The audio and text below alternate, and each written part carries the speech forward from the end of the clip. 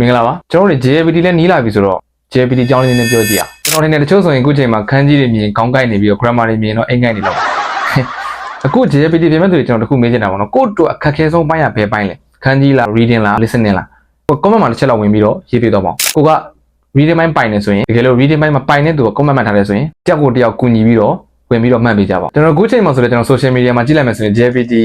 နဲ့ပတ်သက်ပြီးတော့ကျွန်တော်ဘယ်လိုလုပ်ရင်အောင်မြင်မယ်ဘယ်လိုဆိုအမှတ်ရနိုင်တယ်ဆိုတဲ့ဟာတွေကကျွန်တော်တို့အများကြီးတင်ပြီးသားဖြစ်နေပြီကျွန်တော်လည်းအရင်တော့တင်ခဲ့ဘူးလေဒီနေ့ဒီဗီဒီယိုမှာတော့ကျွန်တော် JLPT အကြောင်းကိုပြောပြဖြစ်ပါတယ်တကယ် JLPT တာ N2 N1 ဖြည့်တဲ့သူတွေကိုလိုက်ပြီးတော့စတန်ကောက်ကြည့်တဲ့အခါမှာသူတို့အနေနဲ့ခက်ခဲဆုံးကကျွန်တော် listening ပိုင်းနဲ့နောက်ပြီးတော့ခန်းကြီး vocabulary ပိုင်းဖြစ်လို့သူတို့ကပြောကြတယ်ပေါ့နော်ဒါပေမဲ့ကျွန်တော်ဂျပန်မှာနေတဲ့သူတော်တော်များများ reading ပိုင်းနဲ့ကျွန်တော်တို့ဒါခန်းကြီး vocabulary အခက်ခဲဆုံးဖြစ်တယ်လို့ကျွန်တော်အနေနဲ့တော့ထင်တယ်ဘာလို့လဲဆိုတော့ကျွန်တော်နေတိုင်းဂျပန်စကားကိုကြားနေရတာဆိုတော့လေဒါပေမဲ့ကျွန်တော်ဒါ JLPT ကိုဖြည့်ဆိုတဲ့သူအများစုကကျွန်တော်နိုင်ငံခြားကနေဖြည့်ဆိုတဲ့သူပုံများတယ်တကယ်ဘာလုံးနေထားနေကြည့်မယ်ဆိုရင်အဲ့ဒါကြောင့်မလို့ကျွန်တော်တို့အနေနဲ့ listening ကိုအရန်ခက်ခဲတယ်လို့ပြောကြတယ်ပေါ့နော်။ကျွန်တော်တို့ဒီဂျပန်မှာနေတဲ့သူတော်များတော့ဒါ listening နဲ့ reading ကိုပို့ကြောက်ကြတယ်ပေါ့နော်။အဓိကကျွန်တော်အချိန်မမိတာပါ။ကျွန်တော် reading နောက်ဆုံး၄ပုံလောက်ကိုကျွန်တော်တို့ဒါရမ်းဖြည့်ပြီးတော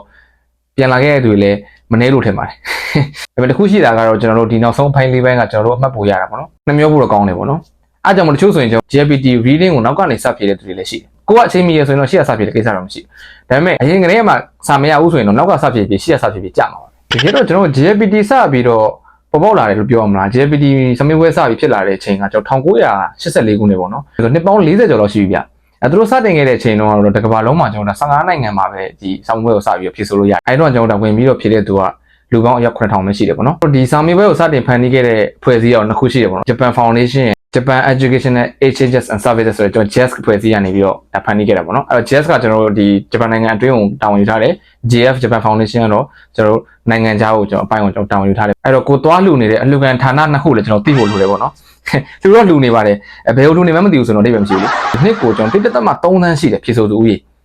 အဲ့မဲ့မနစ်ကဆိုရင်ကျွန်တော်ဒါနှစ်ခုပေါ့နှစ်ကြိမ်ပေါင်းပေါ့9လပိုင်းနဲ့12လပိုင်းနဲ့နှစ်ကြိမ်ပေါင်းမှာ1.8 သန်းနေရှိတယ်တော်တော်လေးကိုများတဲ့လူဦးရေပေါ့နော်ဝင်ငွေဘယ်လောက်ရနေလဲ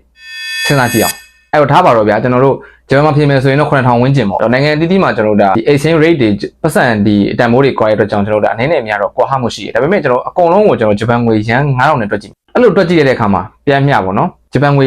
တန်း9000ကျော်ရှိတယ်တန်း9000ကျော်ဂျပန်လိုဆိုတော့နာနာဂျီကိုခွင်ရှိတယ်နဲတယ်ပမာဏတော့မဟုတ်ဘူးဒါကရိုးရိုးစမေးပွဲတစ်ခုမဟုတ်တော့ဘဲနဲ့စီးပွားရေးဈေးကွက်တစ်ခုပဲဖြစ်နေပြီပေါ့နော်အဲ့တော့အဲ့ဒီပတ်စံပမာဏထဲမှာခင်ဗျားတို့ရဲ့အလှူငွေလည်းပါတယ်အဲ့တော့ကျွန်တော်တို့က JLPT ကိုဘာလို့အသေးအံဖြေနေတာလဲအဲ့လောက်ကြီးဖြေဖို့လိုလို့လားဆိုလည်းမေးခွန်းမေးလာခဲ့ရင်တော့လိုပါတယ်လူများစုကကျွန်တော်ထင်မယ်အလုပ်ရဖို့ဗီဇာရဖို့ဒါလည်းမှန်ကောင်းမှန်ပါတယ်ဒီဂျပန်စာအရေးချင်းနဲ့ပတ်သက်ပြီးတော့ကိုယ်တိုင်ယုံကြည်မှုရှိဖို့အတွက်ဂျပန်နိုင်ငံရဲ့အလုပ်တွေကြောင်းနေရကျွန်တော်တို့ကိုယုံကြည်ပေးနိုင်ဖို့အတွက်ဒါကယုံကြည်မှုတစ်ခုအနေနဲ့လိုအပ်တဲ့လက်မှတ်တစ်ခုဖြစ်တယ်ပေါ့နော်ကျွန်တော်တို့အခုချိန်မှာဒါဆောင်းဝဲရမ်းနီးနေလို့ pressure တွေရမ်းများနေမှာဆိုလို့ပေါ့နော်ကျွန်တော်ဒါ pop over view လေးတစ်ခုကျွန်တော်လုပ်လိုက်တာပါတစ်ခုတော့ရှိတယ်ပေါ့နော် JLPT အောင်မှဂျပန်စာရေးချင်းကိုသတ်မှတ်ပေးတာလားဂျပန်စာရေးချင်းရှိတာလားဆိုတော့အဲ့လိုလည်းမဟုတ်သေးပါဘူး JLPT အောင်ပြီးတော့လည်းဂျပန်စာရေးချင်းအားနည်းနေသူတွေအများကြီးရှိပါသေးတယ်ဂျပန်လိုကောင်းကောင်းမပြောနိုင်တာခန်းကြီးကောင်းကောင်းမဖတ်နိုင်တာတစ်ဖက်လူရဲ့ပြောတာကောင်းကောင်းနားမလည်တာတွေခုထိရှိပါသေးတယ်အဲ့တော့ JLPT ကကျွန်တော်တို့ဂျပန်စာရေးချင်းကိုသတ်မှတ်ပေးတာမဟုတ်ပါဘူးဒါပေမဲ့ဒီလောက်ရေးချင်းရှိပါသေးဆိုတဲ့ဟာကိုလက်စုပ်လက်ကင်ပြနိုင်ဖို့အတွက်က JLPT ကအကောင်းဆုံးကြားကန်တစ်ခုဖြစ်တယ်ပေါ့နော်အဲ့တော့ခွန်လာပိုင်း9ရက်နေ့မှာဖြည့်ဆိုမဲ့သူတွေအကောင်းဆုံးစူးစမ်းပါသွားဖြည့်ပြီးတော့မဖြည့်နိုင်ခဲ့တဲ့သူတွေကတော့တခါတည်းရေးဆက်ချပြီးတော့အမျှဝေခဲ့လိုက်ပါကျေးဇူးအများကြီးတင်ပါတယ်